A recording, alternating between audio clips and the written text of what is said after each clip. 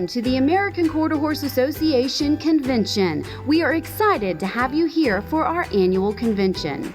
During convention, member-submitted rule changes will be reviewed, AQHA directors elected, year-end awards presented, new members inducted into the American Quarter Horse Hall of Fame, and the AQHA Executive Committee will be elected. Needless to say, these next few days will be jam-packed with meetings, banquets, and a lot of fun. Before we hit the ground running, or should we say galloping, we'd like to take this time to quickly explain AQHA's rule change process. Each year, AQHA members submit rule change proposals by December 31st. In order to get an item on a committee's agenda, members fill out a form and submit it to AQHA by the deadline. Once a rule change is submitted, it is sent to the appropriate standing committee. The association has a total of 12 standing committees. Before meeting as a committee at convention, each committee member receives the member-submitted proposals so they are prepared to discuss and consider with their committee at convention. Members who submit rule change proposals and register for convention have the opportunity to address their proposal with the committee. However, if individuals cannot make it to convention, support materials can be submitted and will be taken into consideration during committee discussion. Committee meetings are open to registered convention attendees and are conducted in 2 sessions.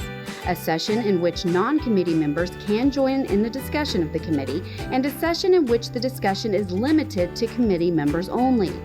Signs will be located outside of each committee meeting informing attendees which session the committee is in. If the committee door has a sign that says Open Discussion, attendees are welcome to speak to the committee about an agenda item. If a committee door has a sign that says Committee Member Discussion, attendees are allowed to only observe the meeting unless called upon to speak. Occasionally, a meeting may move into a committee members only session per direction of the committee or chairperson. Only committee members will be allowed in the room at that time. After each AQHA committee meets and votes on which member submitted proposals to advance or modify and advance, the chairman of the committee presents a report to the general membership at a meeting held on Monday of convention. The membership in attendance at the Monday meeting then votes on which committee recommendations to advance or modify and advance their recommendations to the board of directors. The directors are also elected at this meeting.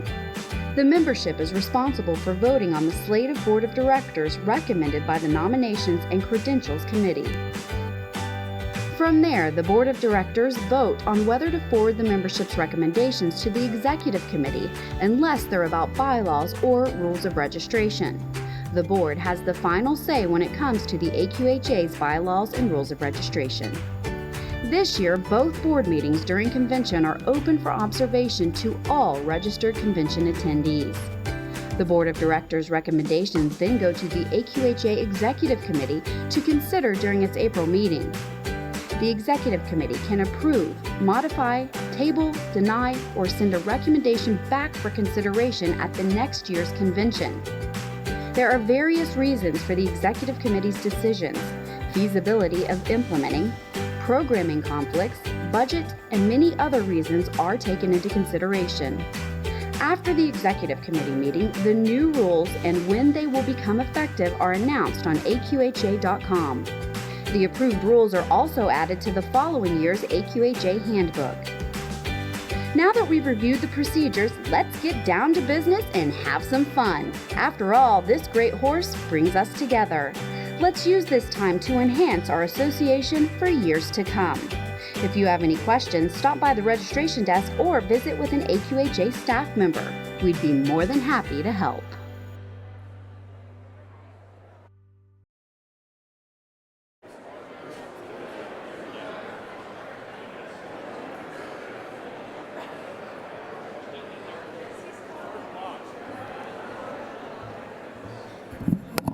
If you're outside, please encourage everyone to come in so that we can start.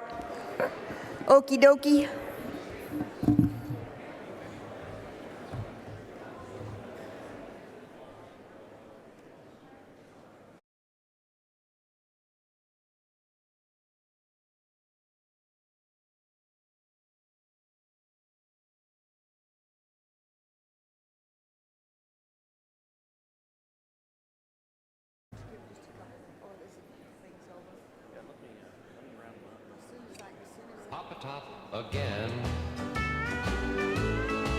Just got time for one more round.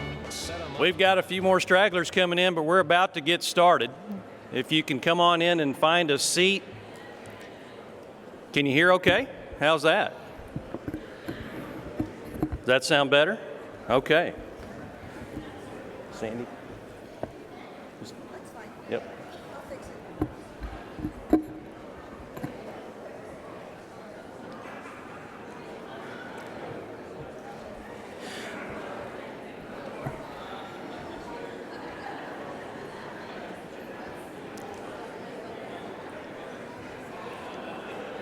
Looky there.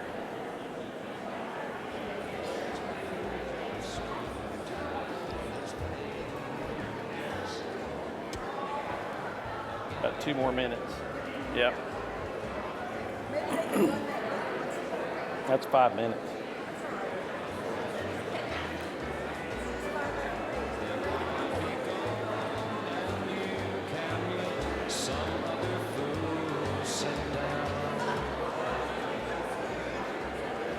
Sarah, can you run that loop one more time? We've still got them coming in. Give us about 5 more minutes. They're coming.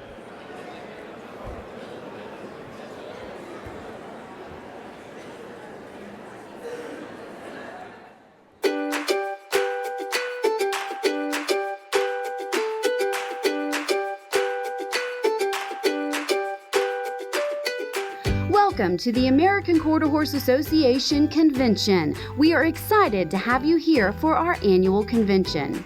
During convention, member-submitted rule changes will be reviewed, AQHA directors elected, year-end awards presented, new members inducted into the American Quarter Horse Hall of Fame, and the AQHA Executive Committee will be elected.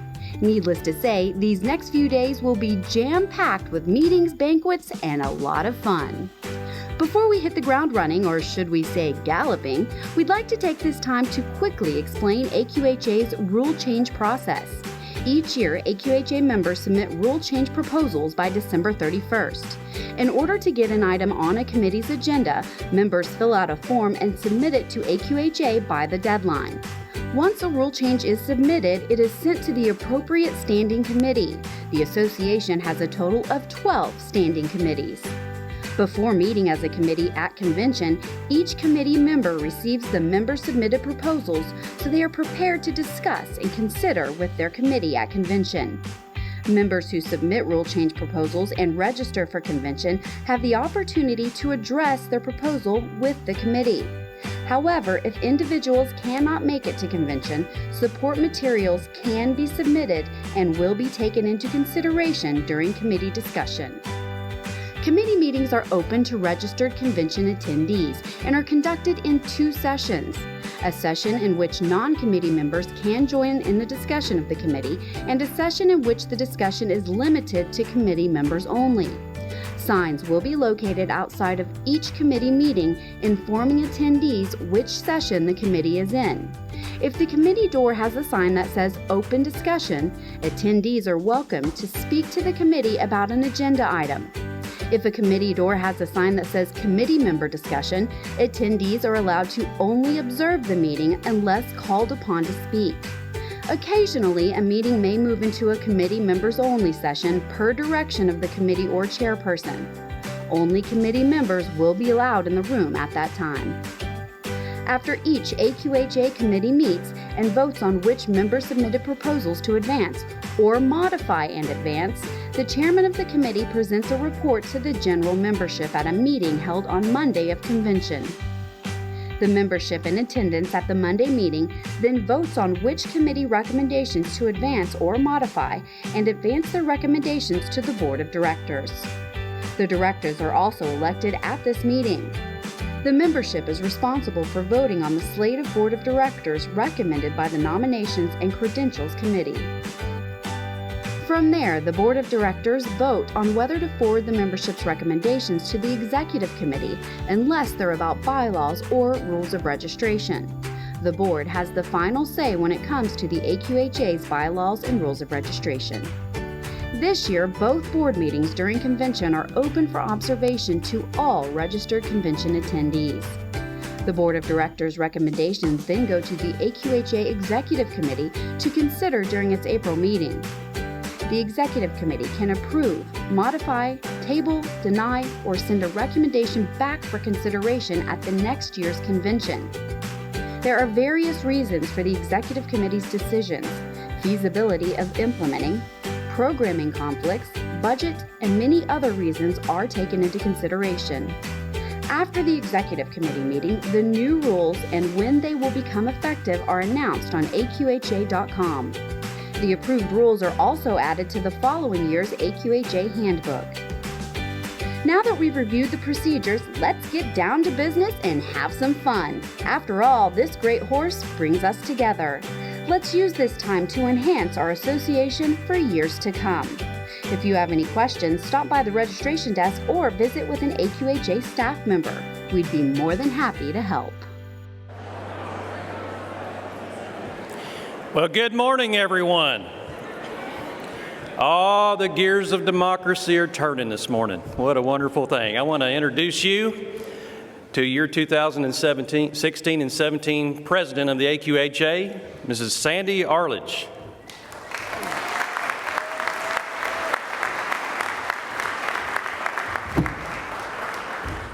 You know, I spent so much of my life on the back of a horse looking down at people, I never thought that I was short.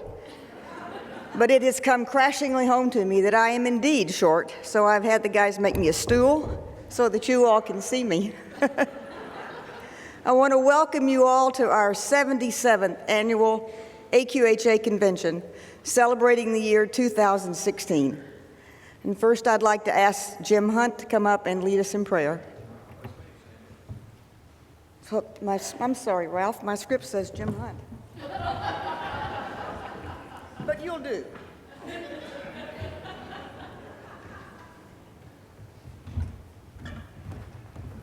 Ralph doesn't need the stool. I'm not short.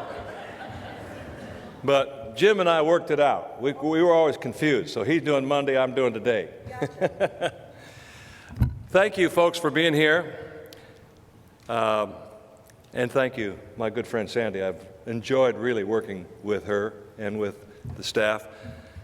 And she's done a tremendous job, in my opinion. But in recognition of the important business that we're all undertaking at this convention, I recently reviewed some of the thoughts and words of Benjamin Franklin from an even more important convention in years past. One authorized 230 years ago by the then Congress of the Confederation of the States, the Constitutional Convention of 1787. So please join with me as I offer this prayer in the tradition of my faith. Our Father, we approach you today, the Creator of the universe, the Governor of all nations, through your Son and our Advocate. We ask that you preside in our convention, that you enlighten our minds with a portion of heavenly wisdom, that you influence our hearts with a love of truth and justice, and that you crown our labors with complete and abundant success. Amen. Thank you.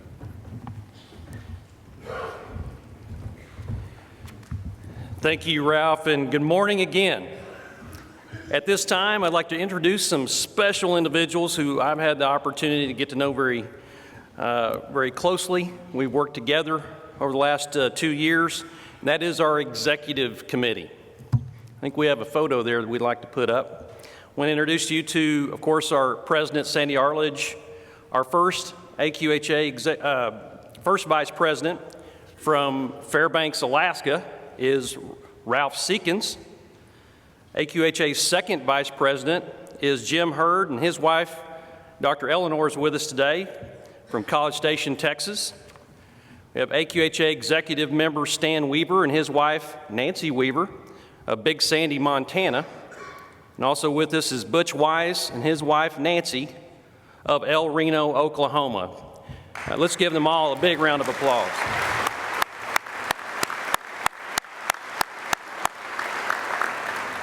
Joining us on the stage this morning is AQHA Treasurer and Chief Operating Officer Trent Taylor. He'll be giving us a report later in the morning. And Chief General Counsel Chad Pierce. Thank you, gentlemen.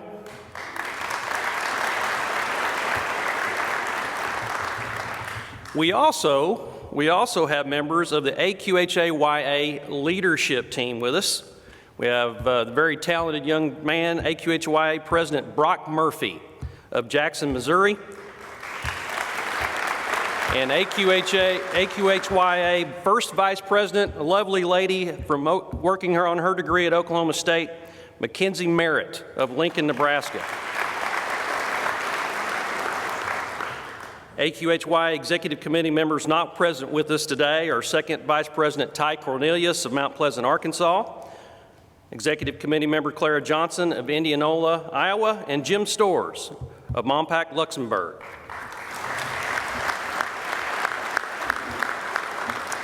Before we get started, I'd like to remind everyone that you must wear your registration badges to be able to attend any of the meetings here at the convention, and we've got a new way of checking you in. As you recall, we're not roll calling your name anymore, we just swipe you in. So we're using technology to make our meetings more efficient. Also, directors, we will be taking roll by, of course, scanning your badges, and you must attend both board meetings, scan in both board meetings. If you leave early, they will scan you out. So just want to make sure that you understand that we value your presence here and your leadership, and so that's the way we'll be taking the roll call. Now, it's my pleasure to welcome Miss Rodeo America 2017 to come to the stage for a few words, Miss Lisa Lagashar. Miss Lisa.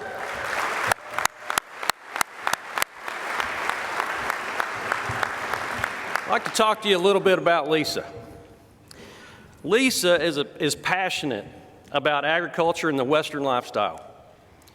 That's why she was honored this past year as our National Rodeo Queen. She has been an active member in her community, giving back to the local youth through programs like Future Farmers of America and the 4-H program. She's a positive example of what's important to Lisa is this belief is what leads her to pursue her chosen profession as an educator. Not only does she teach on the importance of agriculture as it relates to our future, but she also strives to instill values like humility and work ethic and integrity. When time allows, Lisa competes in team roping, barrel racing, and enjoys working on the family dairy farm back home. Again, please help me in welcoming Lisa Lagashar.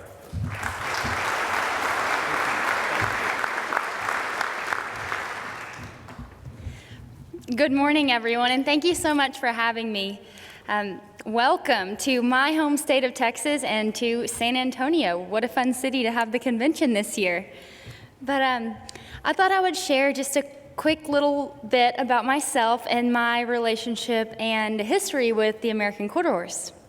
I was the typical horse-crazy little girl, and unfortunately did not have horse-crazy parents, so I convinced them finally at the age of 5 that I should have a horse, and I won and I got a horse, and definitely put the versatility of the American Quarter Horse to the test. I took that horse everywhere, did everything he ever could have done, took him over jumps, herded dairy cattle because I didn't have other cattle to herd, so I had to herd something. Eventually began barrel racing and competed in every play day event possible on this poor horse, and, I don't want to call him a poor horse, but I did put him to the test. And then eventually began competing only in barrel racing and picked up team roping. But you may be wondering how I became Miss Rodeo America, and that was that in junior high, I competed in my first Rodeo Queen contest simply because it involved horses. And from there, I competed in another local Rodeo Queen competition, which my parents really didn't agree with. They thought horses alone were enough. They didn't really want to add the clothes and the travel and everything else to the list, but I convinced them I should, and so they decided that if I wanted to do it, I could do it all on my own, and I thought, what the heck, why not? And one thing led to another. I ended up then deciding to stick to competing only in the rodeo events rather than Rodeo Queen competitions, but in college, I realized there were several benefits to not only myself as a rodeo queen and the opportunities available, but also that I could speak on a larger scale than ever before, like here in front of you guys. I wouldn't have had this opportunity if I wasn't Miss Rodeo America, or going to the different schools and rodeos and agriculture and equine events all across the country now. I wouldn't have that opportunity if I hadn't have, stepped out of my comfort zone and competed in a rodeo queen competition. But I was Miss Rodeo Texas in 2016 after my second try, and then was fortunate enough to be selected as Miss Rodeo America in Las Vegas in December of 2016 for this 2017 year. Stan Weaver was actually one of the judges, and I know a few of the other AQHA executive board members that I've met throughout this journey, so thank you, Stan, for picking me. Thanks for having faith in me. But, man, being Miss Rodeo America, like I said, has allowed me to speak on a larger scale and promote not only rodeo, but the agriculture and Western ways of life and the equine industry on a larger scale than ever before. I get to talk to everyone from horse-crazy little girls like me to people who've never seen a horse in their life. I have been at the Houston Stock Show and Rodeo the last week and a half and was in Austin, Texas for the rodeo there for the last 4 days. And you wouldn't believe how many people I've met from out of the country. And so it's so neat to be able to speak with them and share with them. And I can almost relate because my parents are I'm first-generation American. My parents are immigrants. And so it's really neat to be able to connect with all these people. And hopefully my passion exudes, outwards, and they too become more interested than they ever were before. And hopefully I've planted a seed, and I don't know, maybe I'll water someone else's seed that someone else has planted. But it is my goal to share my passion and help others and create passion within others, or create a larger passion within others. And this year I will travel over 100,000 miles across the country and even out of the country. And I will ride approximately 75 different American quarter horses during the year. And so that is one thing that the Miss Rodeo America competition has, is a horsemanship portion. As a rodeo queen, we have to be able to ride, fortunately. And we ride draw horses there, and which is a wonderful preparation for the year where you never know what you're going to get. It's fun, though. I mean, it is a lot of fun. But yes, I'm so blessed to stand before you, and I want to thank you all, because none of these opportunities, none of this outreach would be possible without sponsors like the American Quarter Horse Association. As a coronation gift, I received a lifetime membership to the American Quarter Horse Association, and that is the absolute perfect gift for a horse-crazy little girl. I mean, that's still within me even 20 years later. So I just wanted to say welcome, enjoy your time here, enjoy the great state of Texas, and thank you. Thank you all very, very much for what you do and for allowing me to be here today.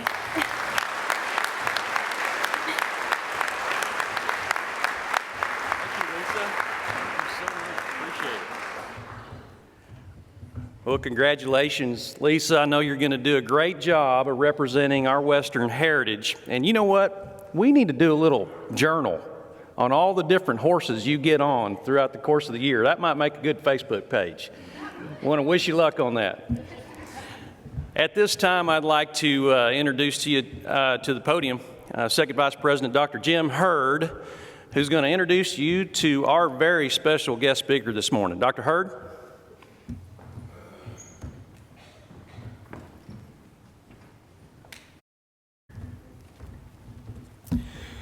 Thank you, Craig. Good morning again. Let me be another to welcome you to Texas. I know that we're going to have a great convention here in historic San Antonio. Great restaurants and great fun, so have fun. This morning it's a great honor for me to introduce our friend Wayne Lukas. Wayne is, as you know, is an iconic legend in both quarter horse and thoroughbred racing. But to be honest, until you hear his accomplishments, you really can't appreciate all that he has done in our industry.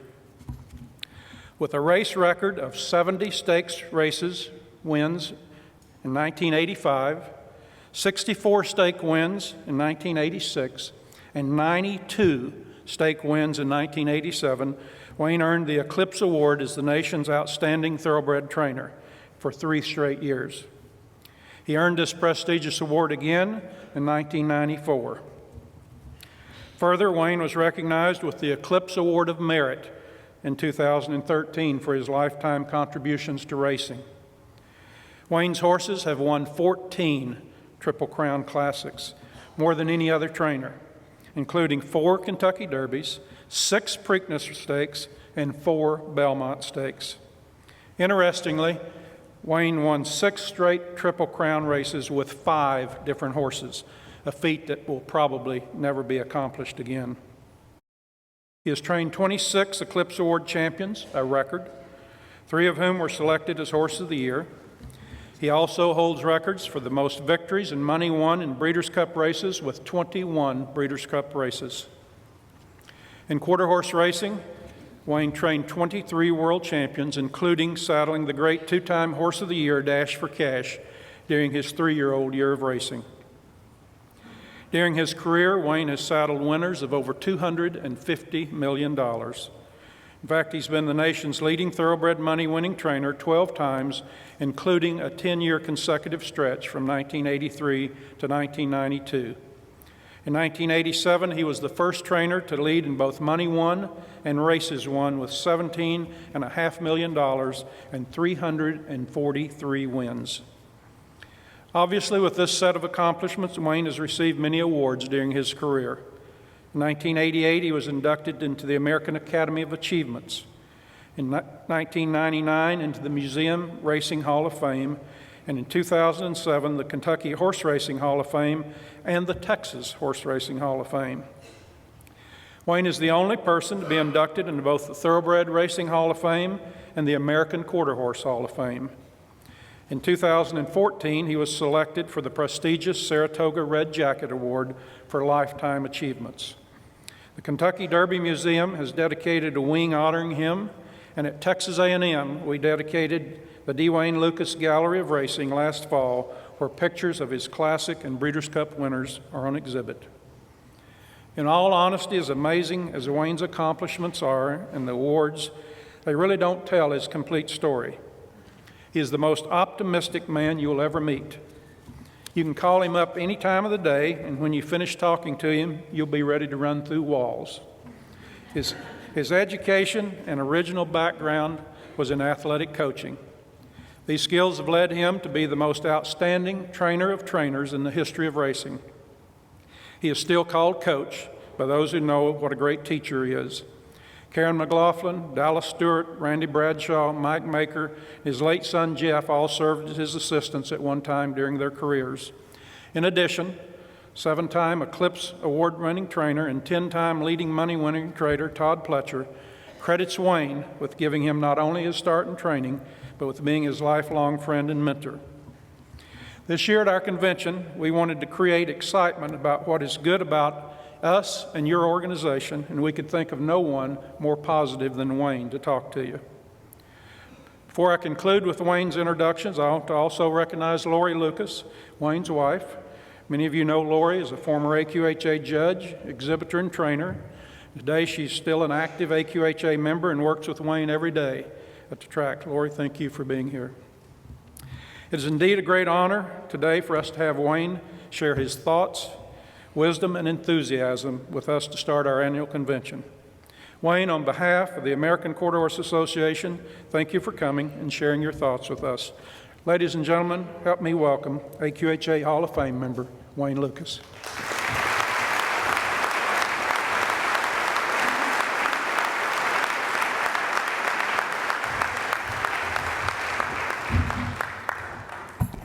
I don't know if I have to say anything else. That covers it right there. If you want to be happy for a day, go fishing. If you want to be happy for a week, get a puppy. If you want to be happy for a month, get married.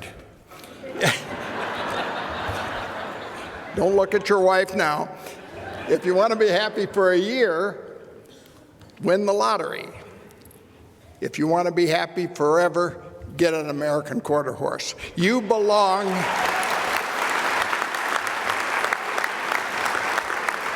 You belong to the greatest equine association in the world, and you're all members, and you got a horse. Give yourselves a hand. You're a great bunch.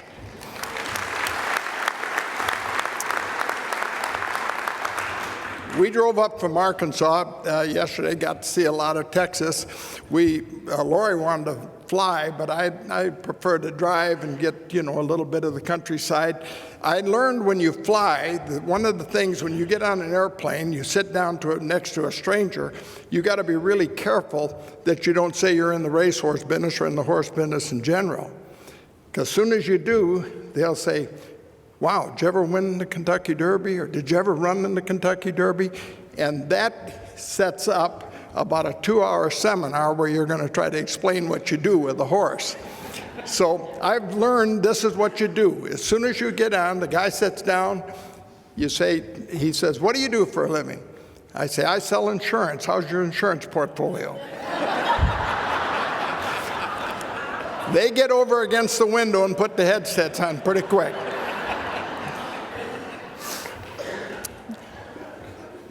Jim introduced Lori. She's the quarter horse part of our family now, the best horseman in our family. She was a judge, and many of you know her. She was a judge for 22 years. And I said to her the other day, I said, Lori, did you ever in your wildest dream think that you'd marry a guy that won the Kentucky Derby 4 times? She looked at me and said, Wayne, you're not in my wildest dreams. Now, I was thinking about this marriage deal. Here's what you guys, here's what you need to do. If you want to know where you stand with your wife and how much she loves you, here's what you do. Get your dog and put him in the trunk of the car. Put your wife in the trunk of the car. Close the car trunk down and drive around for 2 hours. When you open the trunk, you'll know who loves you the most.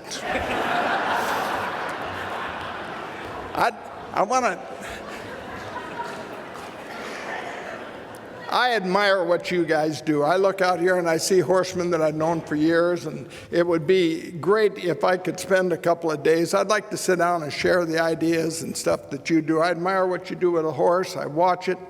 My heart has always been with the American Quarter Horse. I got into the thoroughbred business because of financial reasons. You can all relate to that. But I love the quarter horses, and I admire what you do, and I wish I could share with you. I'd like to share some of my thoughts of what have happened to me as I've been training for over 60 years. I think it's important not only in a convention setting, but generally when you run into your neighbor, go to a horse show, or go to a cutting or a roping or whatever, that you exchange ideas. I think that's where the growth comes in the industry. Vince Lombardi, the great Green Bay coach, legendary coach, said that the quality of a person's life is in direct proportion to his commitment to excellence, regardless of his chosen field of endeavor. So I think that you got to constantly be looking for excellence. Most people know where they want to go in life, but they don't really get up every day and know how to close the gap. They know where they're at today, and they don't know where they're going to end up, or how to get to where they would like to be. Most people go through life or in the horse business like a man that jumped off a 10-story building. As he passes the 5th floor, he says, so good so far. But really, most people are dreamers. They dream about winning the big one, having the top horse, the great cutting horse, whatever your discipline is. But they dream about it and aren't usually ready to make the sacrifice and that commitment to excellence that you have to make in order to get where you want to go. Bob Knight told me, the great Indiana coach, he said, everybody wants to win, but not everybody has the will to prepare to win. He said most people can't sustain that day in, day out will to win. You have to wake up every day. I wake up every day, shave, 3:30 a.m., I'm 82. I wake up and I say, today I'm going to make a difference. I'm going to make a difference in the horses that I've got. I'm going to make a difference in my life, and I'm going to make a difference in everybody I run into, including those young assistants. Now, in order to get started, I'd like to just touch a little bit on selecting a horse. Each of you are breeders, buy, sell, raise them, whatever you do. that the horse is the key. Now, the reason I'm going to touch on that is that in my career, I have never had the chance until late in my career to trade for any great breeders or anything. I had to go out and get it in the sale ring. So the selection process, over 50, 60 years, I thought I've refined it a little bit, and I'd like to share it with you a little bit. I had dinner with the CEO, Lee Iacocca, that was the mastermind behind Chrysler when they got in trouble. And we were having lunch over in Beverly Hills when I was training out in California, and he served hamburgers. I'm eating this hamburger, and I said, Lee, this is the best hamburger I ever tasted. I said, what the world, how do you prepare this? He said, it's real simple. We start with filet mignon. Now, that is the secret, I think, in the horse business. If you can get your selection process down to where you start with filet mignon, or the best, then it all gets a lot easier. I have had 49 world champions. I don't say that boastfully, but it's a fact. Of those 49, I looked up the other day, and I actually bought or selected 41 of them. So in that process of going through and selecting horses, most of them yearlings, almost all of them yearlings, and if we go to the fall sales at Keeneland, they sell 5,000. Saratoga sells 300-400. So I look at about 3,000 or maybe a little more every year. And it's a process of learning. I found this. I don't think it makes any difference if it's a quarter horse, a standard bred, a saddle bred, a Morgan, a thoroughbred. There are 6 things that I've zeroed in on that I think are important. I'm going to share them with you.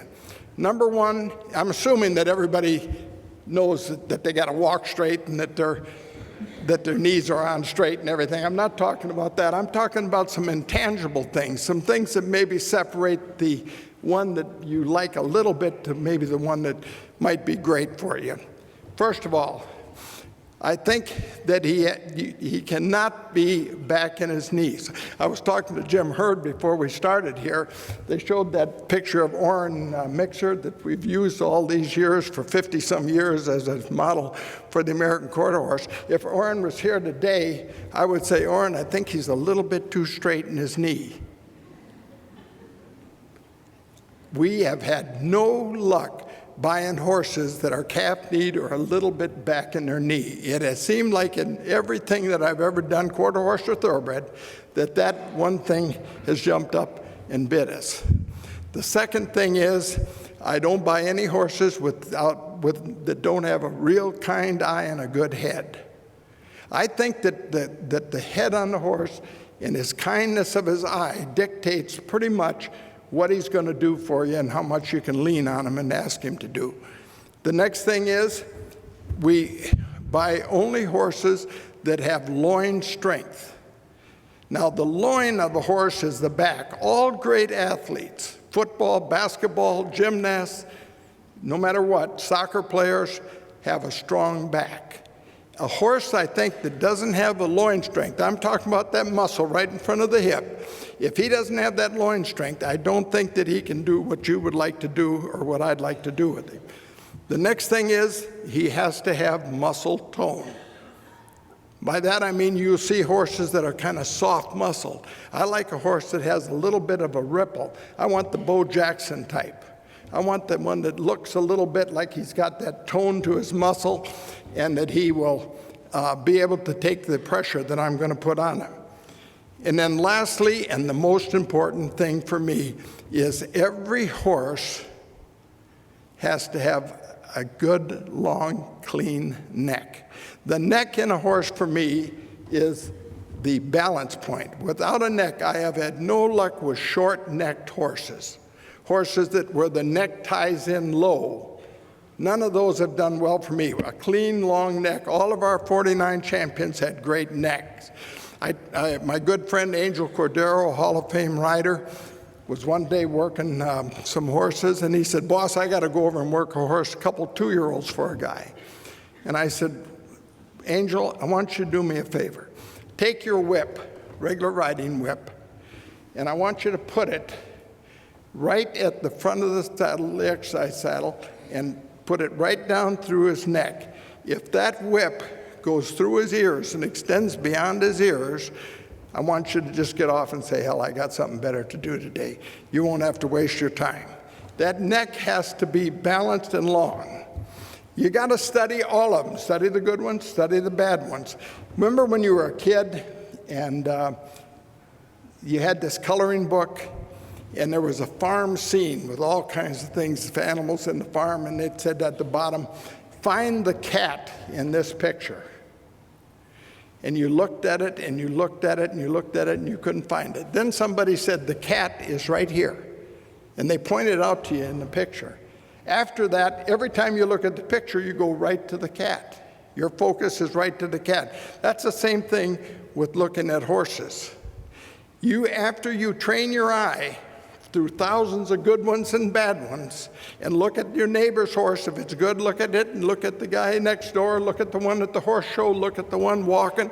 The other day I was out there and a horse walked by of Brett Calhoun's, trains for Clarence Scarborough family, and I said, Brett, boy, I love that filly. Is she any good? Because I wanted to test my eye. He said, yeah, she's really good. She's made over $1 million. So test your eye all the time. Now, when buying fillies, you want your colts, if you buy them young, to look a little bit feminine. I was talking to Johnny Trotter last night. He showed me a picture of 2 colts. I said, I like the first one, because I want the colt, when he's a yearling or coming to have a little bit of feminine to him.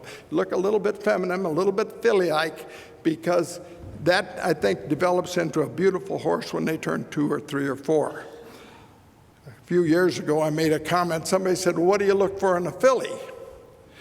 I said, well, a filly should have a head like a princess, a butt like a fry cook, and a walk like a hooker.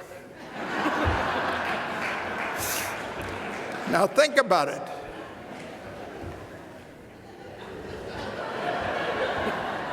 When I bought Terlingua, the mother of Stormcat, one of the great sires of all time, she's going away from me, and I'm watching her tail. She's swinging it, and I thought, boy, she's got to be overstepping at least a foot. So we look for those that have that movement. And don't be afraid to always put a little more emphasis on your selection of your young horses and their movement.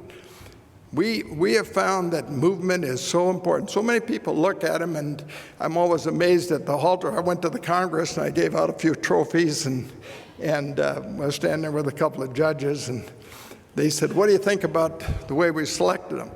I said, well, we haven't got a chance to see any movement here, but I think that the ones you get 1, 2, 3 are okay if you don't have to ride them. So, I mean, that's kind of where that's at. We wake up every day and we treat them all like champions, and I always use this phrase, we treat everything in the barn like a champion and let them disappoint us. Every day we think that we're going to develop a champion. Every one of them is a champion, and then some of them disappoint us. In fact, a lot of them disappoint us. But the thing I think that's important is if you can find out early what you think the strong strengths are of that particular horse. I think it's frustrating for you and the horse, and that's true of your children too. If you can find out early where their niche is, where they really are good, and you can flaunt that and develop that, I think it really works for you. Same thing with a horse. I think it's frustrating and hard on a horse to try to get them to do something that they're probably not physically able to do. I call it intuitive awareness. I was talking to a couple of my dear friends about it. I think that I've visited with a lot of young people. We got, I think Jim named some of the real stars that we've had come through our program, but there's about 10 or 12 of them. Some of them didn't get it. I think that intuitive awareness of being able to get that feel, and some of you out here are so great at it, you get a feel of what they can do and what they can't do. That, I think, is training horses. Everybody's doing the obvious things. You're feeding them, shoeing them, doing, exercising them, getting aerobic exercise. Everybody's doing that. But if you have that feel for maybe where to push and where to pull, and maybe what they can do and develop that field, that's good. Remember this, people have opinions, horses have the facts. I tell that, you know, in the Derby people, they all say, oh, this one or that one is ready for the Derby and everything. And I always say, people have opinion, horses have the facts. The beautiful thing about racing is we don't have any judges. That's the beautiful part. I don't care if they like me, hate me, it don't make any difference. The press rips into us. I have a love-hate affair with the press anyhow. And so I don't care what they write about me. I don't care what goes on Facebook, because when the gate opens, that's all that counts. We're going to settle it right there. People have opinions. Horses have the facts. I think you got to take the tension out. Take the drama out of training. We found that you will lose performance proportionally and directly if you have any tension. We know that we can't get a horse to run 1.25 miles or any race if he's geared up, and we can't take the tension out. That's pretty good with your family too. If you can have tension in your workplace, tension in your family, take it out. No drama. Make it a harmonious deal from the start. Then be careful that there is a fine line between physical fitness and staleness. Training horses, overstepping that line really gets you in trouble. We try to get them fit or get them to do what we want them to do, and then we lean on them and we lean on them and we get into that staleness. You never take the try out of a man, boy, or a horse. Leave the try in, leave a little extra. I was at the Congress again, and they were warming up for the reining, and those guys are amazing. And this one friend of mine sent this horse down through there, and boy, put a killer stop on him. A little while later, he sent him down through there and did it again, and did it again, and did it again. He was getting ready to go in. So I said to him, I said, educate me a little bit. Which one of those killer stops did you like the best? I think that you got to be careful when they're doing good. Don't create a situation that makes you a horse trainer. That is one of the most important things that we preach to our young people. Don't create a situation that makes you a horse trainer. Watch out on that staleness part. Keep it calm, straight, and forward. That's not a bad way to live your life either. I want you young people to believe in yourself. Get up every day thinking, I can do this, and I will get better. I will make a difference. I can get my life where I can make this horse carry me to places that I thought I could never go. Young boy goes to the ballpark, has his bat and ball, stands there and says, I am the greatest hitter in the world. Throws the ball up, misses. Picks up the ball and says, I am the greatest hitter in the world. Throws the ball up, swings, misses. Picks up the ball, throws it up again, swings and misses. Picks up the ball and says, I'm the greatest pitcher in the world. You got to believe in yourself. What do you think the odds are? Forgive this personal reference here, but I grew up in a little town right in the heart of Wisconsin, 6,000 people. We never had a chance to grow because every time a woman got pregnant, another guy left town. But there is no thought of a thoroughbred race. If you go to Antigo, Wisconsin, and walk down Main Street the first Saturday in May, the day of the Kentucky Derby, and ask anybody there on the street, what great sporting event might there be today? There probably wouldn't be 3 people say, well, they're going to run the Kentucky Derby. So what are the odds of getting out of there? I don't make this up, I went to a one-room school, one teacher, there were 34 kids in our school, one teacher taught all 8 grades. I graduated from the 4th grade to the 8th grade. I was in a class of 2. I was second in my class every year. And So when I finally set my sight on being a thoroughbred horse trainer, went through the quarter horse game, got into the thoroughbreds, I thought to myself, I want to get as far as I can from this situation. And I don't want to put any limits on myself. When I won the Kentucky Derby for the first time in that great race, the first of 4 of them, I thought that night that I had spent 25 years chasing that goal. Now, you want to be a better rancher, you want to be a better salesman, you want to be a better parent, you want to be a better teacher, set your sights on something and put 25 years into it. It'll change your life. Wonderful things will happen. And on that note, don't be afraid to lose. I've lost 100% of all the races I didn't enter. Get out there, put it out there, take the risk. The world belongs to the risk takers. Put them out. I've won a lot of big races running where I don't belong, where people said, he doesn't belong in there. Don't worry about how much of the milk you spill, just don't lose the cow. The other thing is share and teach. Because when you teach, I want each one of you, when you run into somebody, especially the young people, share with them. Give them your expertise. Tell them what they're doing wrong, what they're doing right. Because when you teach, you cannot teach. I cannot explain training or anything else of what we do without a self-evaluation. The beautiful part is when you teach, you have to self-evaluate. In order to tell somebody else, you have to say, well, what did I do? How did I get there? Now, our successes motivate us. Our failures educate us. So don't be afraid to fail. Failing is if you just don't do it over and over. Hell, you're going to fail. If you're in the horse business, you're going to get beat more than you win. A guy said to me the other day, he said, do you feel bad about you're batting 20%? That's a little low for you. And I said, hell no, I'm training 5% horses.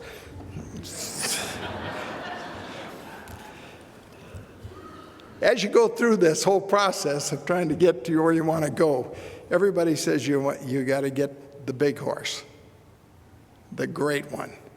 Can you be lucky enough to go through your life and get the great one? Now, we've had 49 world champions.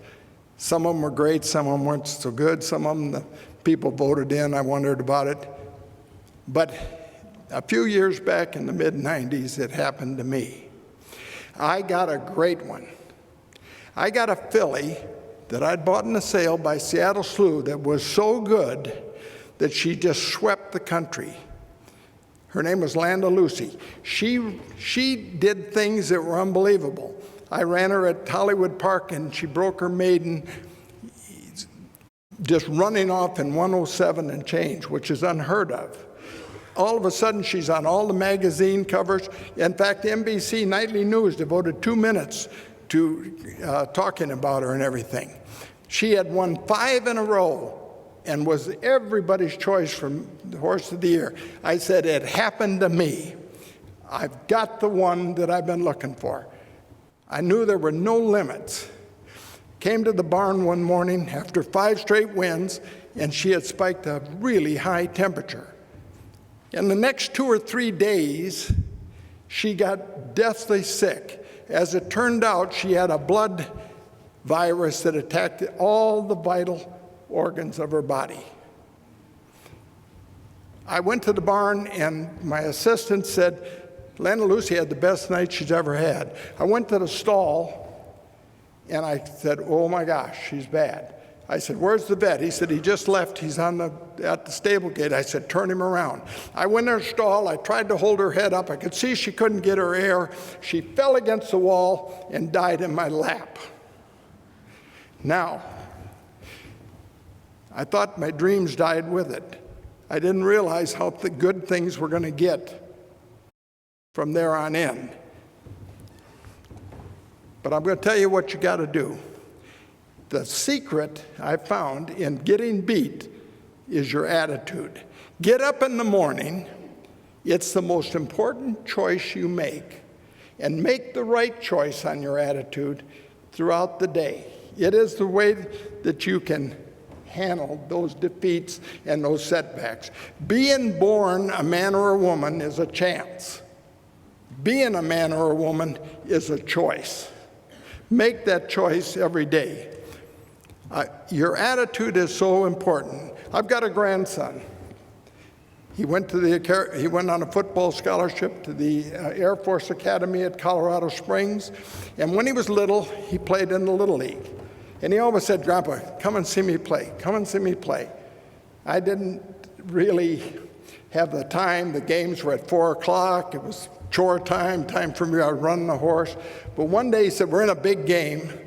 He said, "Please come." So I thought, I got to go. So I go, but I'm running late, and I get there, and the game is already in progress. And so I went around the side by the dugout, and I rattled on the fence there, and I said, Brady. I said, "I'm here." So he comes around, he said, "Oh, great." I looked out at the scoreboard, and I said, "Oh, my gosh, Brady, is that the score, 6-0? He said, "Don't worry about that, Grandpa. We haven't batted yet."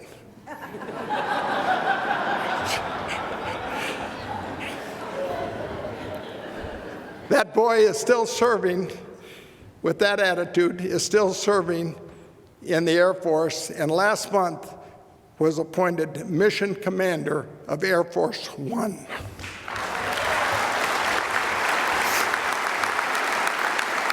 Thank you.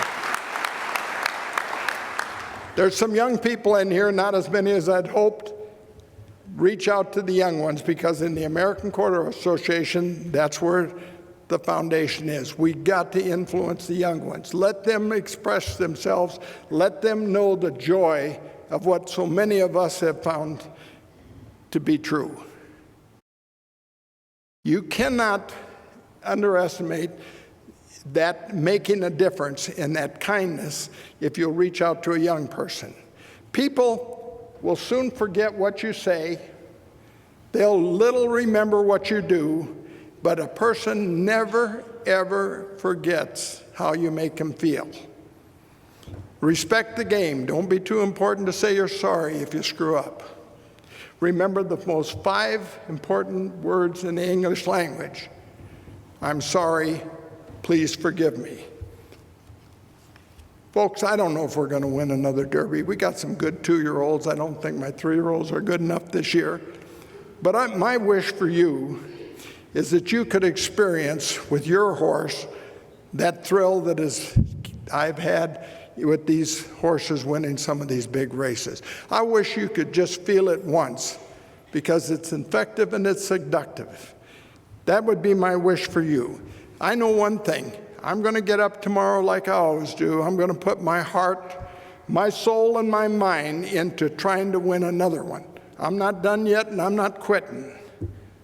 One last thing. I want you all to live each day like it's your last, and then one day you'll be right. Thank you.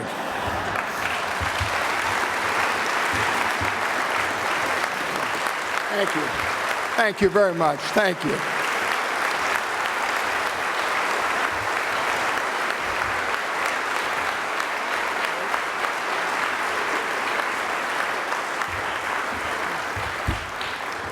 Well, Coach, I think we could listen to you all day. Thank you so much for being with us. And on behalf of the American Quarter Horse Association, Sandy has a special presentation for the coach, the legendary D. Wayne Lukas. How about another round of applause?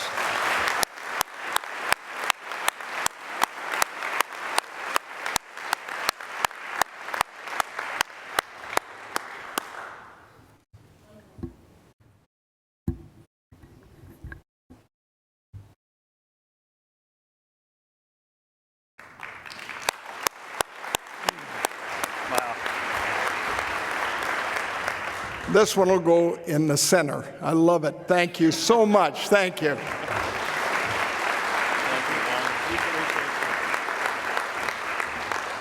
Wow, that'll get you fired up this morning. Well, we're glad that you're all here to participate in the governance of your association. We appreciate your ownership in what happens here at the AQHA convention. The notice to AQHA members of this annual meeting was published in the January-February issue of America's Horse.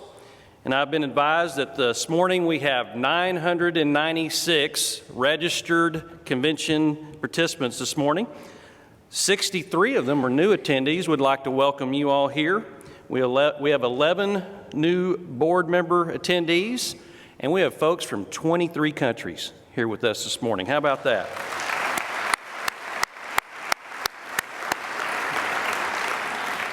When you received your registration packet, you were given the guidelines for this year's meeting, as well as the agenda for the general membership meetings, which are included in the convention schedule.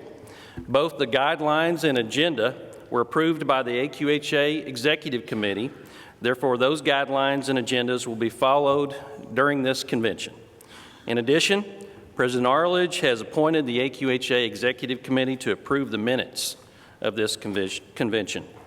At this time, we'd like to recognize our 2017 Directors Emeriti. The Directors Emeritus position was established to honor directors who have served 10 cumulative years as an AQHA director and are now at least 65 years of age.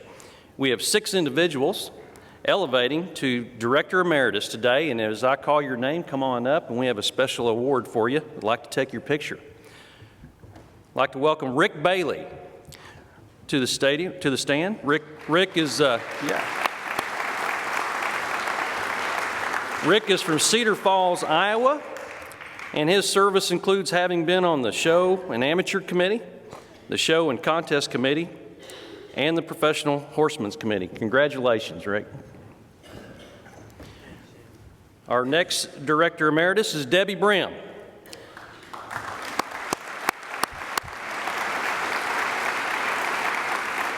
Debbie's from Lincoln, Nebraska, and she's served on the AQHA's Youth Committee, the Show Committee, the Professional Horseman, and the Amateur Committee. Congratulations, Debbie.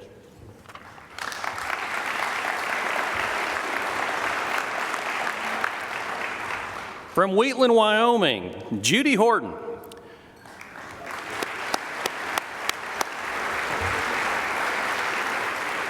Judy has served on the Racing Committee and currently serves on the Hall of Fame Selection Committee.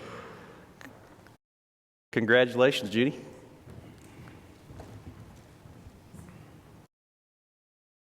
From Denmark, Wisconsin, Lawrence Lemke. Lawrence couldn't be with us today, but he has served on the Membership Service Committee, the Marketing Committee, and Amateur Committee. I'd like to thank Lawrence. I wish he could be here with us.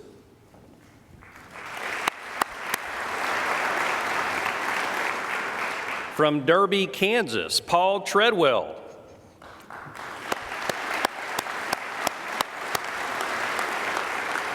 Paul has served on the Equine Research Committee, Membership Services, Marketing, and the Racing Committee, along with the Hall of Fame Selection Committee. He currently serves on the Nominations and Credentials Committee. Paul's been busy. Thank you, Paul.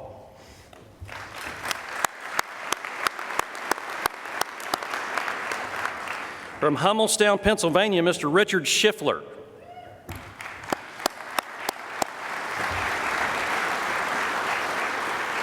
Rick has served on the Affiliate Council, the Marketing Committee, Youth Committee, Membership Services, and currently serves on the Nomination and Credential Committee. Thank you, Rick.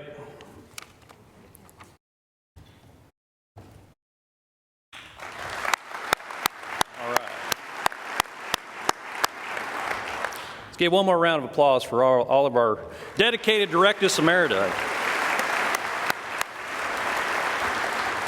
And now we're going to recognize our Directors at Large. These individuals have served AQHA faithfully for a minimum of 15 cumulative years, and we have one individual elevating today. Come on down, Mr. Ron Smith from St. Mary's, Georgia.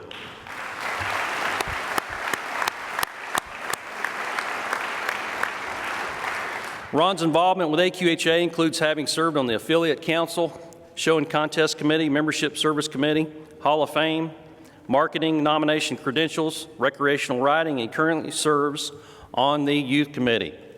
Ron, thank you. You know how this organization runs, I guarantee it.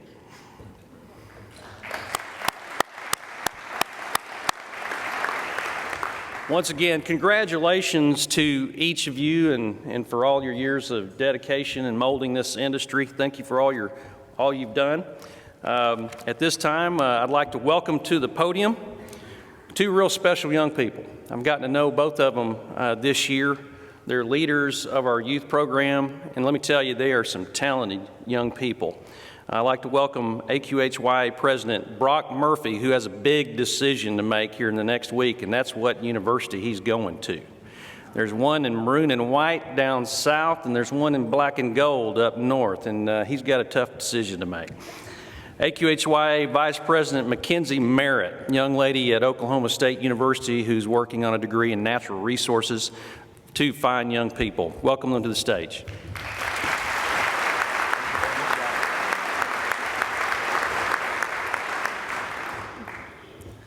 Hello, and thank you very much for this opportunity. My name is Brock Murphy. I'm from Jackson, Missouri, and I'm currently serving as a 2016 to 2017 AQHYA president. It's really been my lifelong dream to become the president of your youth association. The platform I campaigned on is to engage, encourage, and educate current AQHA youth to be more active in AQHYA programs and opportunities, and also at the same time reaching out to FFA and 4-H groups and reach out to them. And I know many of you attended the town hall session yesterday, and I realize that youth membership has been an area of much discussion in recent years. As we look at building an association for the future, we know, to quote JFK, that efforts and courage are not enough without purpose and direction. With that approach in mind, your AQHYA board has worked to unify our efforts to serve our common purpose, engaging and growing our youth membership. Hello everyone, my name is Mackenzie Merritt, and I'm currently serving as your AQHYA First Vice President.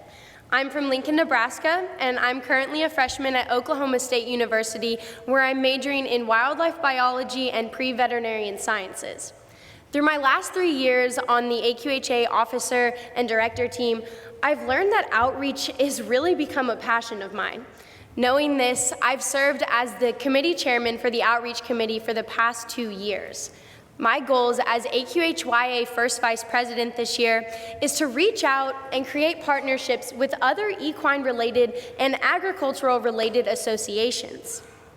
Later on, I'll tell you just how we're starting to accomplish these goals. However, for right now, I want all of you to know that my involvement through AQHYA and the opportunities that they've provided me with and the leadership development skills that they have taught me have truly shaped me into the person that I am standing before you today. And I know that we will continue to put these skills onto the youth coming in our future. As your youth board, we're proud to serve as ambassadors for AQHA. And Mackenzie and I are humbled to have the opportunity to be here today to share what we're doing in AQHYA. During our first officer and director meeting in July this year, we were posed with two very important questions. What are your goals this year? What do you really want to focus on? Understanding that these are important questions, they took some thought and discussion. However, we quickly began to realize that all of us were saying and thinking the same things: outreach and partnership. This allowed us to create a unified vision and all of us to share a common goal. We're all aware that youth membership in AQHYA and other youth organizations have declined in recent years. And our hope as youth board members is to be part of the solution. And we believe we can make a difference by reaching out to those around us. So in order to encourage youth involvement and grow our membership, in January we launched our 2017 youth theme, Reach Out. And we're finding that Reach Out is a really powerful mission. But we've gone one step further and have 4 quarterly sub-themes, all revolving around the main theme of outreach. And those 4 sub-themes are Inspire, Excite, impact, and grow. During the first 3 months of Reach Out, youth members are encouraged to share their stories with AQHA. We want them to tell us what and who inspired their love, their passion, and most importantly, their involvement with the American Quarter Horse breed. Next, we want youth members to know about the many opportunities that AQHA has to build a lifelong involvement. We're spreading that message through increased social media efforts and our own voices by visiting affiliate meetings and, along with that, visiting 4-H and FFA groups. With passion in their hearts and a drive for success, we encourage our youth members to make an impact on their association, their peers, and their communities by getting involved, taking on a leadership opportunity, but most importantly, being a role model for those around them. We're challenging the AQHA youth to speak up in meetings, volunteer when they're needed, and most importantly, ask themselves, what can I do? How can I help my community? And of course, say, join us, come ride with us, and come be a part of AQHYA. Finally, we know this association is a powerful force to change the future of the entire horse industry and also people's lives. And the best way to do that, we believe, is to make sure youth everywhere not only become an AQHA member, but also find their niche here through competition, leadership, recreation, breeding, training, or any other avenue that they're led. In order to accomplish these goals, our AQHYA committees have been working very hard to implement new strategies, increase membership, and encourage our members to become more involved.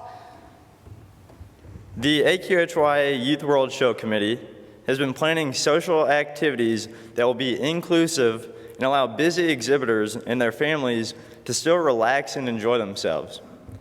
We want to continue the success of the parties and fun activities people have come to enjoy. As AQHYA members, we recognize the importance of service. In fact, as Reach Out to Impact is the sub-theme from July to September, it is our goal to have unified service projects during both this summer's Youth Excellence Seminar and the Youth World Show. And I've been really fortunate to combine my passion for the American Quarter Horse with my passion for politics by spearheading the AQHYA Public Policy Committee.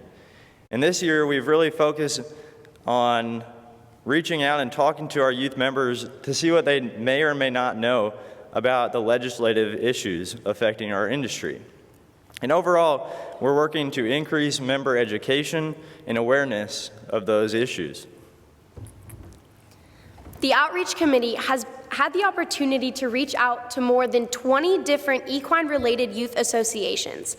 We've personally invited them and their youth members to join us at this year's Youth Excellence Seminar.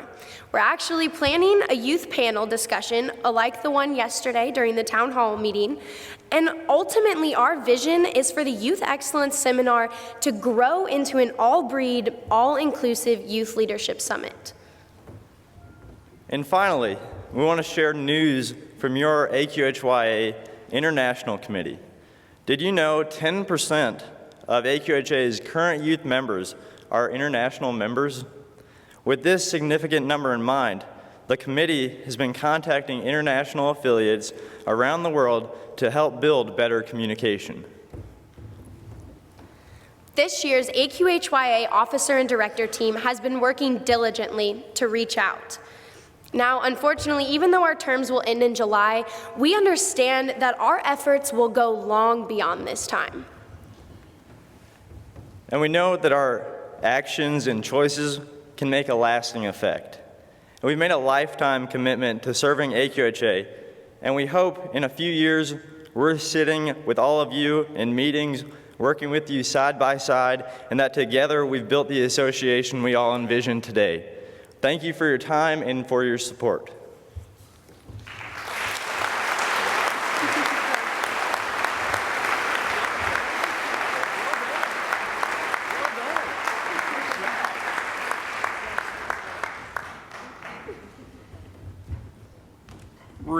talented young people, and we have many of them. These are just a couple of examples of our 22,000 strong young youth and the vision that they have, and I think we can learn from them and their energy and what they want to do to take this organization forward. At this time, it's my privilege and pleasure to introduce to you, to the podium, your president, Mrs. Sandy Arledge. Sandy?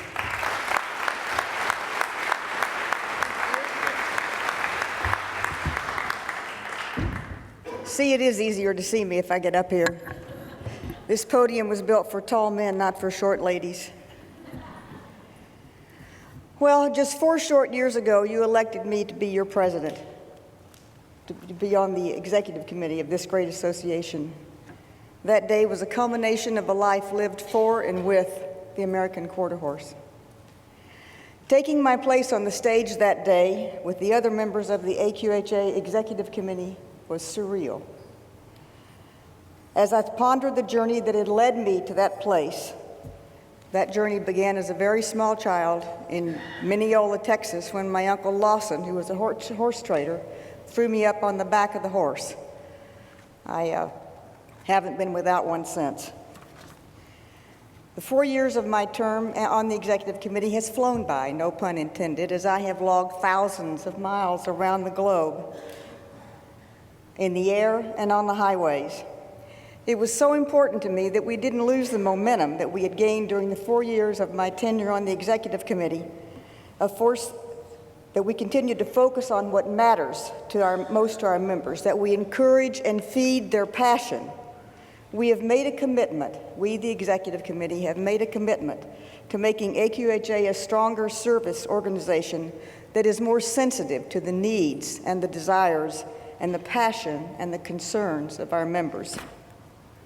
Our members are engaged and passionate about our horse, regardless of their discipline.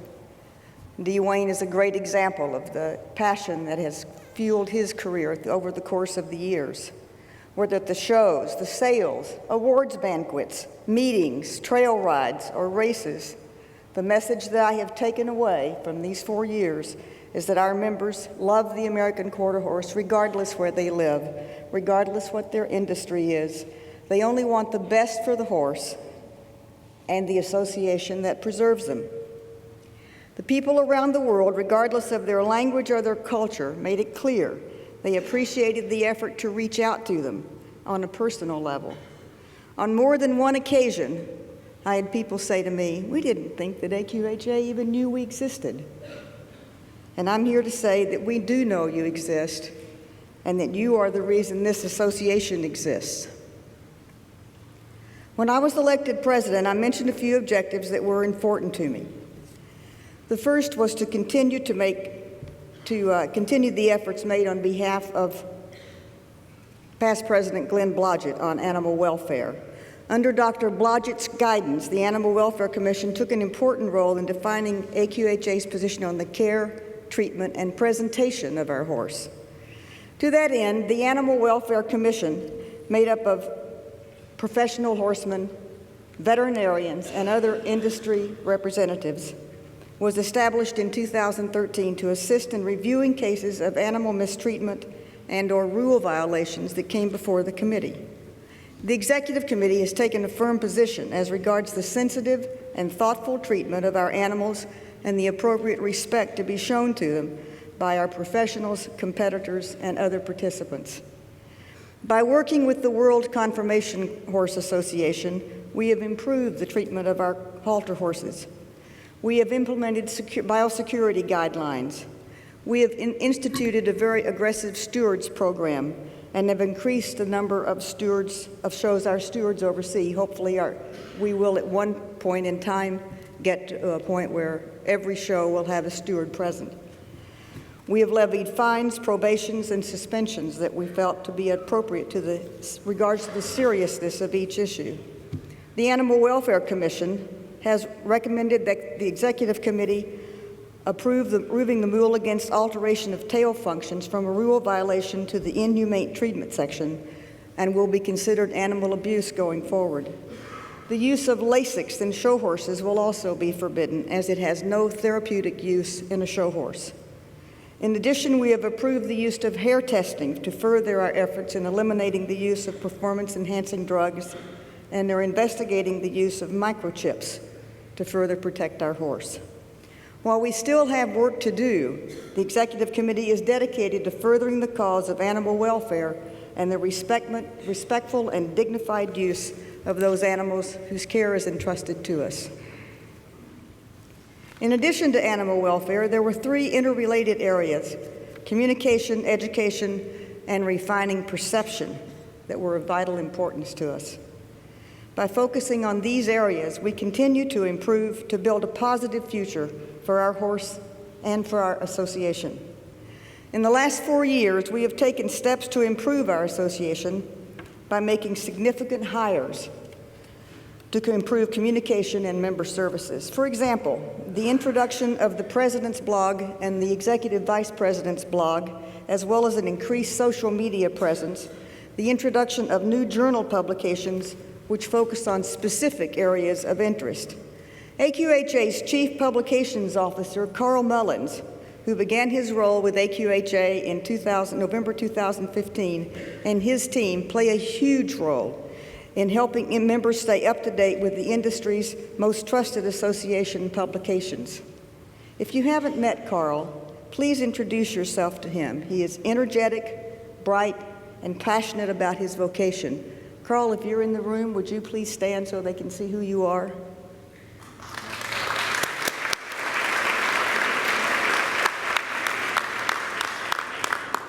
An in-house promotion that has increased the intensity of our marketing department was the naming of Lauren Walsh as Chief Marketing Officer in 2015. Lauren and her team have implemented a number of new promotions and marketing campaigns. Lauren, I know you're here somewhere. She's in the back.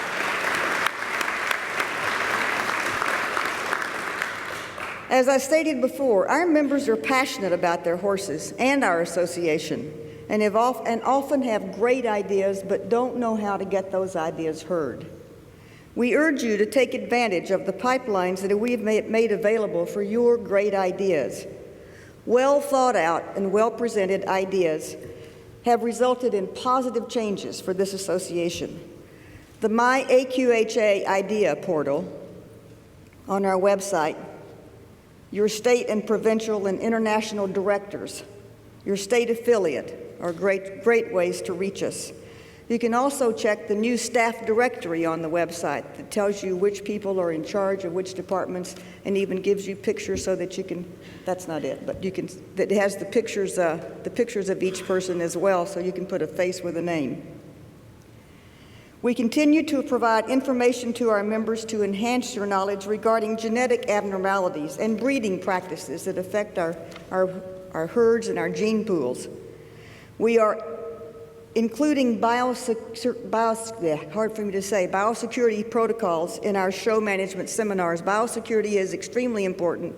I'm sure all of you have seen the number of outbreaks of various communicative diseases that have happened around the country, and we are emphasizing our focus on biosecurity to protect our horse. Another important goal of mine was to reinvigorate the state, provincial, and international affiliate programs.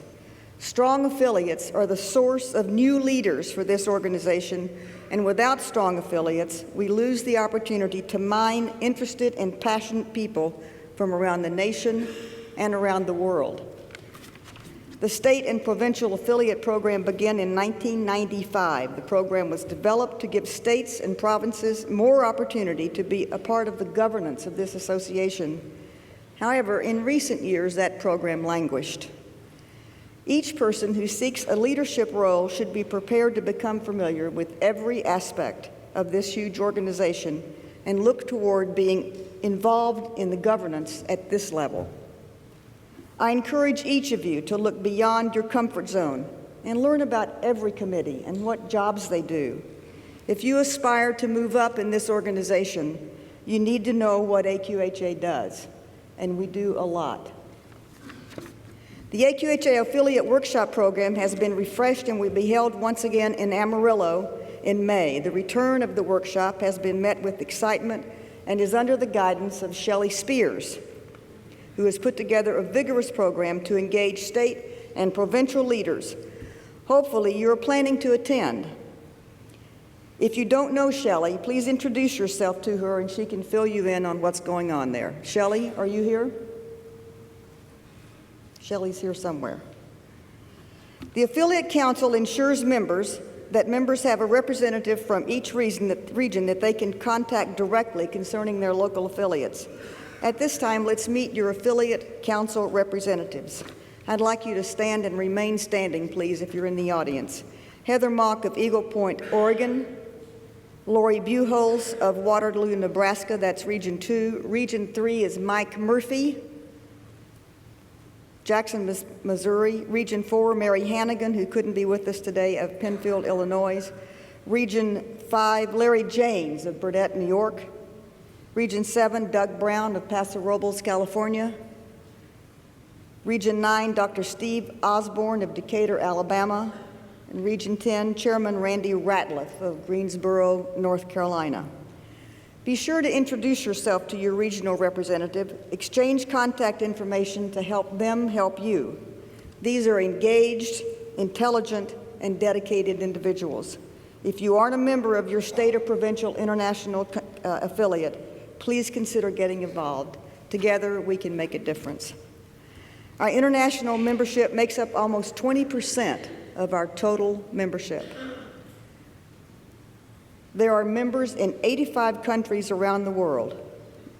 In the past, we have not provided the best information highway for our international members in their language, in any language, really. However, the international program has taken a giant leap forward with the timely hiring of Dr. Anna Morrison as the Chief International Officer. Anna, are you around?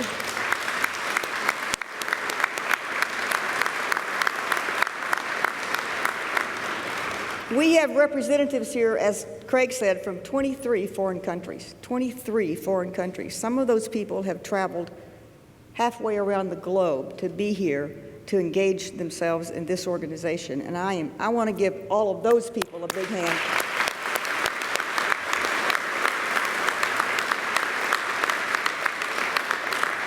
Some of them were in my suite last night until rather late, and I have to tell you that our international members are a wonderful, wonderful group of people.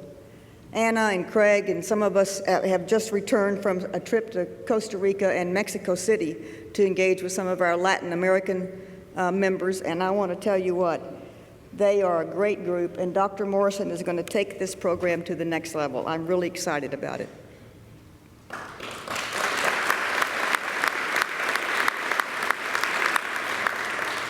The racing world has also taken a quantum leap forward with the hiring of Janet Van Beber as the Chief Racing Officer.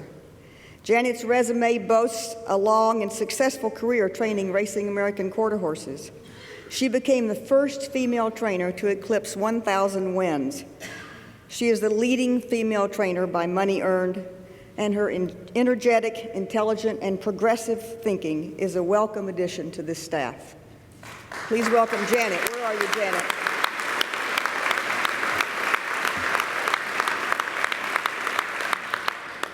You've just heard about the need for more youth in our program, which we all know and we talk about all the time. And we have just recently hired two very talented and enthusiastic women to lead the American Quarter Horse Youth Association. Katie Reynolds, Director of Youth Activities, and J.C. Hammer, Assistant Director of Youth Activities, each bring very unique skill sets that are ideal for AQHA's youth department and fit perfectly with what AQHYA was searching for in these leadership positions. With their help, the youth programs are being strengthened and the path forward is positive. It may be an overused phrase, but the future is in the youth, and we look forward to the coming years and the good work that JC and Katie will be doing. Ladies, are you here?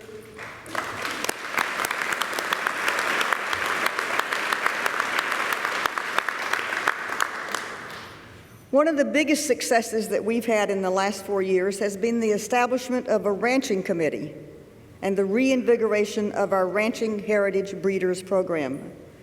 Our 347 Ranching Heritage Breeder members accounted for almost 4,000 foals being registered in 2016.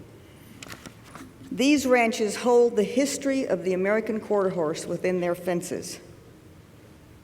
They hold their big production sales in the fall. If you've never attended a ranching heritage breeder production sale, you need to go and see where our horses came from. We are very proud to have hired former AQHA world champion and educator Kim Lindsay, who's in charge of the program now and is taking this program another step forward. Kim, are you here? There she is, right there. I'm so excited about the ranching program, I can't tell you. It's every show I go to this year, the ranching division is just off the scale. Another big change this year was the retirement of Alex Ross as the Director of Judges.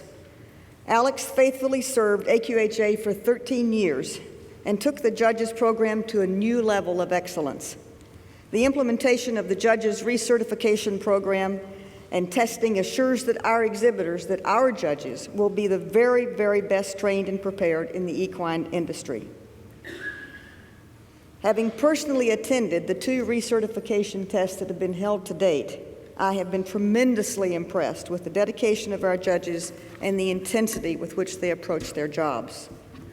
The new Director of Judges taking Alex's place is our very own Patty Carter.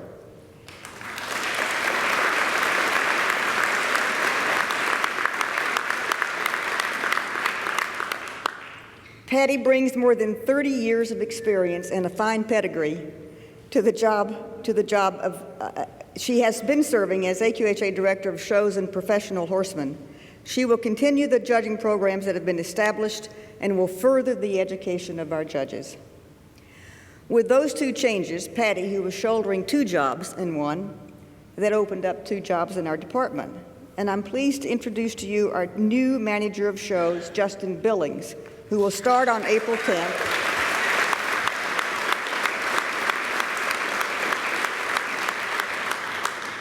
And the new Manager of AQHA Professional Horseman and Team Wrangler, Karen McQuistion.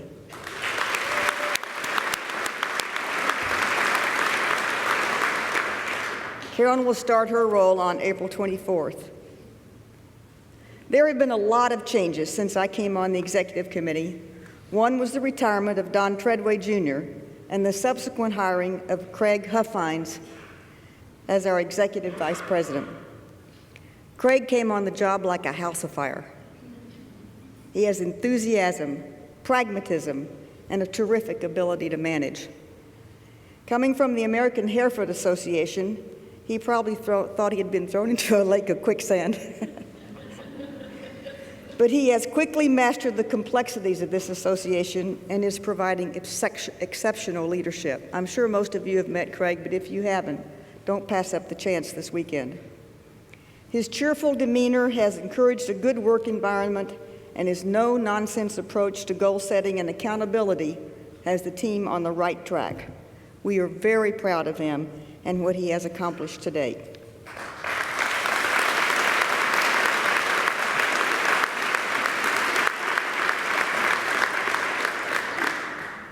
Craig led the charge to define a strategic operating plan that will carry us forward for the next few years. Enough data was shared to boggle the imagination, but that data enables us to determine the course that we feel would take this association in a very positive direction, the 25 years you talked about over there, Dwayne. We've got to keep going forward, and we've got to stay ahead of them, you know? We've got to stay ahead. We've got to get ahead and stay ahead. When Jackie Payne retired as administrative assistant, someone who has been a godsend to me filled her job. Without her keeping me on the right track, I probably would have wound up in Timbuktu on a water buffalo. Robin Brooks came to a complicated and difficult and demanding position with enthusiasm and a positive can-do attitude. Always pleasant, always willing to help, Robin has been a breath of fresh air. Robin, thank you for all you do, wherever you are. She's back in the bag. It truly takes a village to run this association.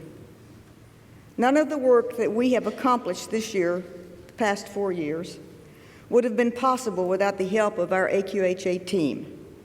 We are privileged to have a multi-talented, energetic, thoughtful, and very bright bunch of folks shouldering the load of this massive organization and the American Quarter Horse Foundation. If you haven't had the privilege of working with these nice folks on a day in and day out basis, you have no idea how hard they work and how dedicated they are. I wish I could recognize each one of them personally, but we don't have time. I wish that you could, that there are over 200 employees that work for us. Maybe you don't know that, but there's over 200 employees that work in that building or in our buildings. And I would like to ask each of them that's here today to stand up, and let's give them a huge round of applause.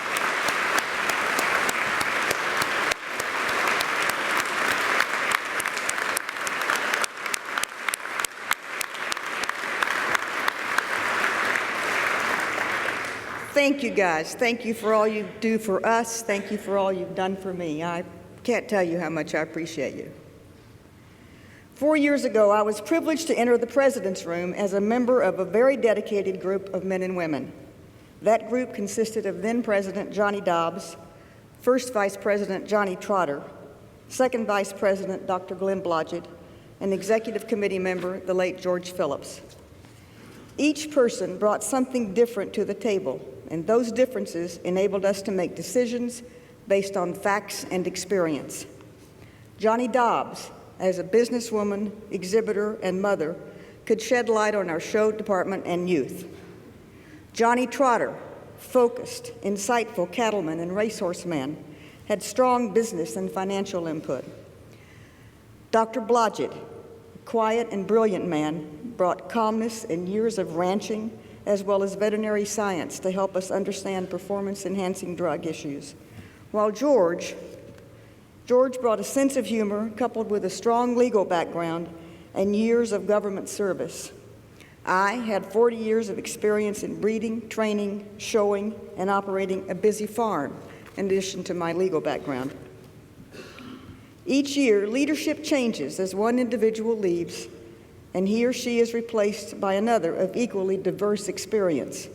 Those various backgrounds make us strong. Ralph Seekins, Alaskan horse breeder, former state senator, and current Ford dealer from Fairbanks, Alaska, came on in 2014. Stan Weaver, horse and cattle rancher from a family of Montana ranches that dates back to the 1800s, came on in 2015, along with Dr. Jim Hurd, educator, judge, and horseman, who also came on that year due to the untimely death of our friend George Phillips. And in 2016, you elected Butch Wise of the Lazy E to fill the racing gap with a horseman who has immense racing, reproduction, and marketing knowledge, as well as a rather interesting sense of humor. Those who serve on the executive committee do so as volunteers. Each person is expected to give his or her time to the association, attend and participate in meetings in Amarillo at least quarterly, participate on conference calls at least monthly, usually more often, check their email every 5 minutes, preside over hearings and make decisions that can be very difficult. There are many hats to wear: ambassador, judge, jury, purveyor of the budget, and the list goes on. Sometimes those decisions are really difficult. There are a broad array of backgrounds and skills, all held together by one horse, the American Quarter Horse. We wouldn't be here without that horse, you all know that. Before I conclude, I want to thank those who encouraged me in this journey. I had originally named those people in this speech, but I knew I couldn't get through it, and the list got really long. I'm a lucky woman, many wonderful friends and supporters, some who have traveled from far away just to be a part of this weekend. Many have never attended an AQHA convention, but they're here. I can't mention you individually, but you know who you are. Thank you.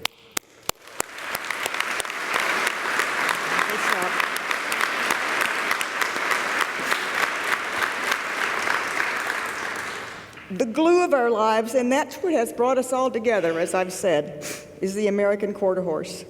The positive energy and excitement that I have felt in my travels around the world, around the globe this year, are amazing.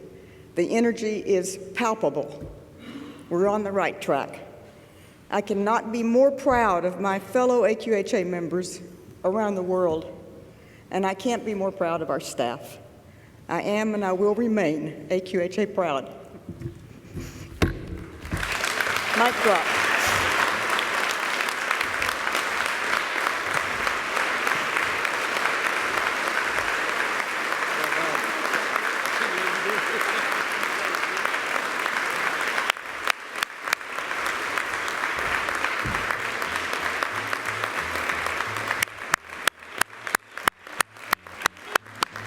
Come on up, Ralph. Sandy, what a whirlwind tour. And what an honor. What a privilege it has been for me to learn under your wing and the rest of the EC. It's been just a privilege. And just a small token of our appreciation, we'd like for you to hang this in your living room. Proudly hang that Ford pickup truck and that Ford ad that ran in America's Horse this year. And I guarantee you, Ford is proud of you and the work that you did for the American Quarter Horse Association. How about another one for our president?